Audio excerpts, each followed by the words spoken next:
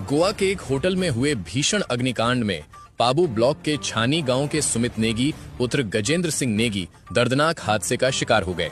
घटना की सूचना मिलते ही गांव में शोक की लहर दौड़ गई और पूरे क्षेत्र में मातम छा गया। जिला पंचायत सदस्य कलूण भरत रावत ने बताया कि हादसे की खबर रविवार की देर शाम गांव तक पहुंची। जैसे ही ये दर्दनाक सूचना मिली, परिजनों और ग्रामीणों की चिंता बढ़ गई कि इतनी दूर गोवा से मृतक का पार्थिव शरीर गांव तक कैसे लाया जाएगा। परिजनों व ग्रामीणों ने तमाम स्तरों पर प्रयास किए और प्रशासन से भी लगातार संपर्क बनाए रखा।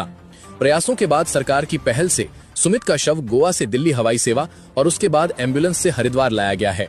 इससे परिवार को थोड़ी राहत मिली, हालांकि गम का माहौल अब भी गहरा है। हादसे में जान गंवाने वाले सुमित अपने पीछे माता पिता, पत्नी और 8 माह की मासूम बालिका को छोड़ गए हैं।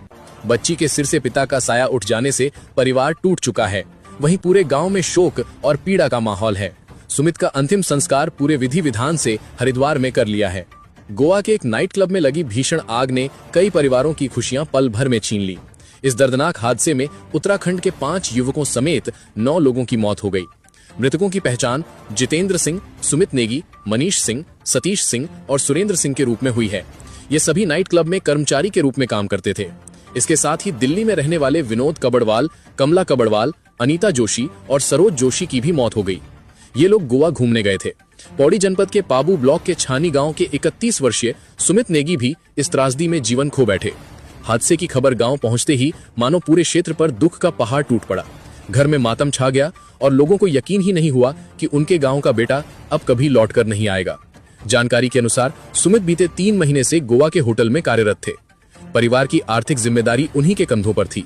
सुमित के असमय जाने से उनके माता पिता, पत्नी और 8 माह की मासूम बालिका का सहारा छिन गया।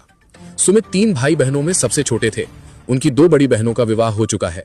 परिवार के चहेते बेटे के यूं अचानक दुनिया से चले जाने से हर आंख नम है। ग्रामीणों का कहना है कि इतनी बड़ी दुर्घटना की खबर पर पहले किसी को भरोसा नहीं हुआ, लेकिन जैसे ही पुष्टि हुई, पूरा गांव शोक में डूब गया। हादसे में उत्तराखंड के अन्य युवकों की मौत की जानकारी मिलते ही पूरे प्रदेश में भी शोक की लहर है।